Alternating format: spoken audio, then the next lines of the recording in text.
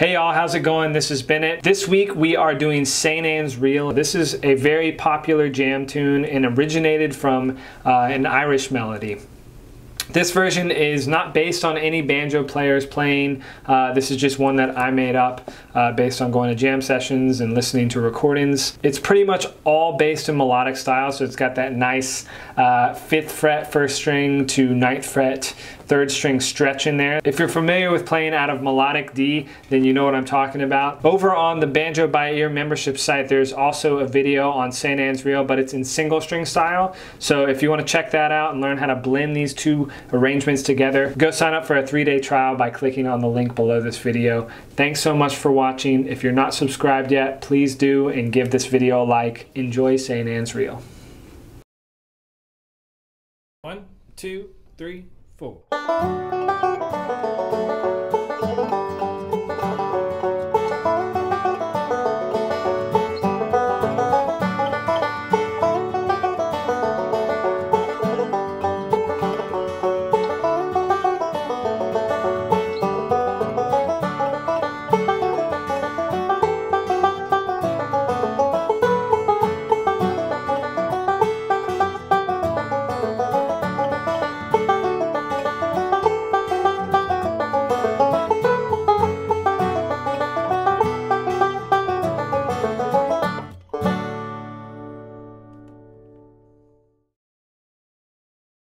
One, two, three, 4.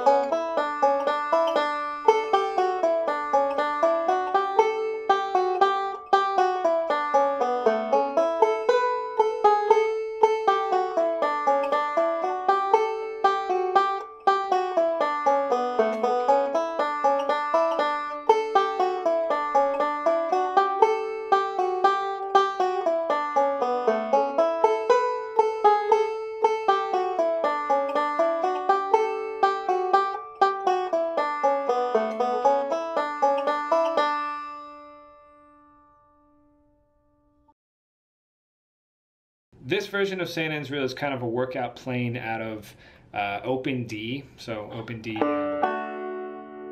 chord position, and also there's a lot of melodic scales that I'm doing here. Let's first look at the B section because it has that big stretch in it.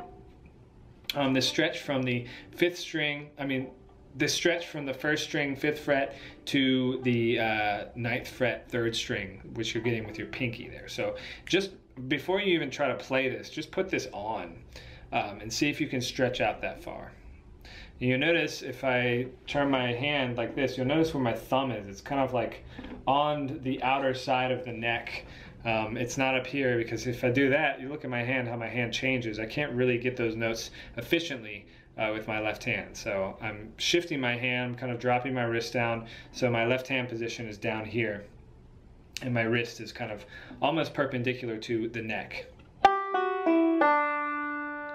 The first phrase of this melody starts on this in this position. So we're starting out with the 5th string, and that's just the 5th of the D major scale, and we're going down the D major scale. So it's just down the D major scale all the way to the C sharp and then back up.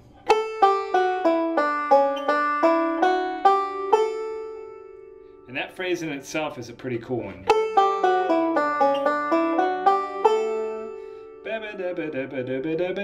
And then you play the bottom 2 strings, the G, F sharp, G. And then you start that same phrase on the G note. So instead of going, you're going,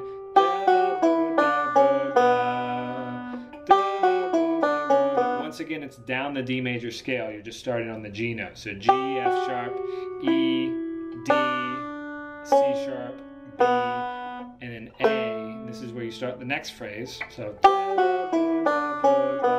and and then you put on your A chord. So there's a little bit of shifting going on there.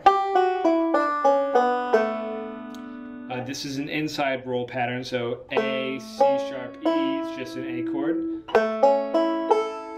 And that essentially is an A arpeggio, A major arpeggio. So you're going, and then you're getting this B note. So, and there's a little chromaticism here at this next part. So from that G lick, that descending G lick,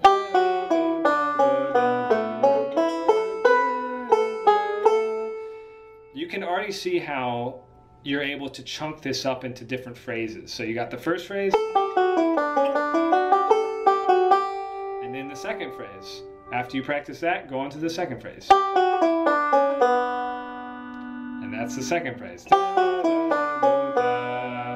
And whenever you're learning this stuff by ear, make sure that you sing that phrase before you do it and while you do it.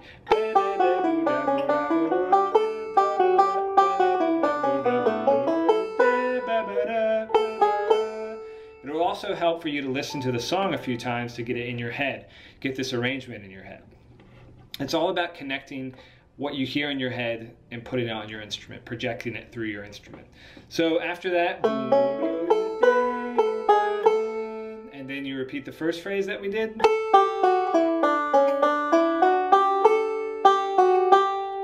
And then the second phrase is a modified second phrase, starting on that G note.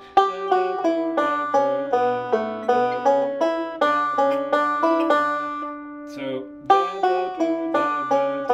can count that as one of the phrases, and then, and as you can see, it's all down the major scale and then up the major scale. Down the major scale. And that little phrase starting on the A is up the major scale. A, B, C sharp, E, D. Let's look at the A section. I didn't really like the way that this sounded. It's cool, you can play the melody like that out of this position, but I really like the slide in there. It gives it a little bit more personality. And then we're doing a little bit of single string thing there. And that is like a little Irish trill, I think. I don't know, it just kind of came out.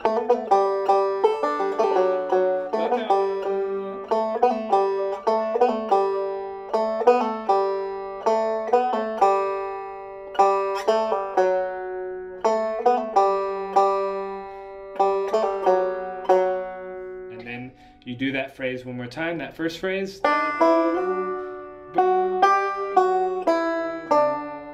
So you notice about that first phrase, if we pause there,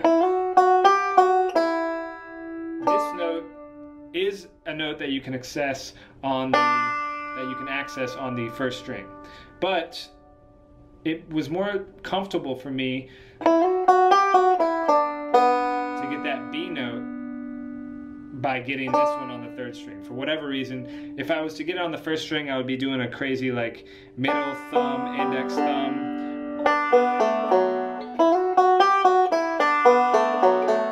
Which is not that crazy actually, but I experimented with that and I ended up using this third string D note. So and it's more comfortable for me to play it like that. So I'm transitioning from this note to that open B, and then thumb on the third string for that A, and then index on the fourth string. And then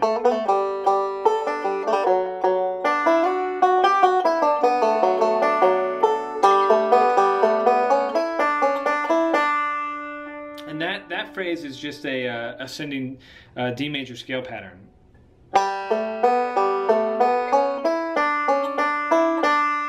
And I say it's a D major scale pattern, but you'll notice it starts on a G because that's over the G chord, or G, A, D. So it is a D scale because you've got that C sharp, but you're starting on a G. So that's what I mean by D major scale pattern.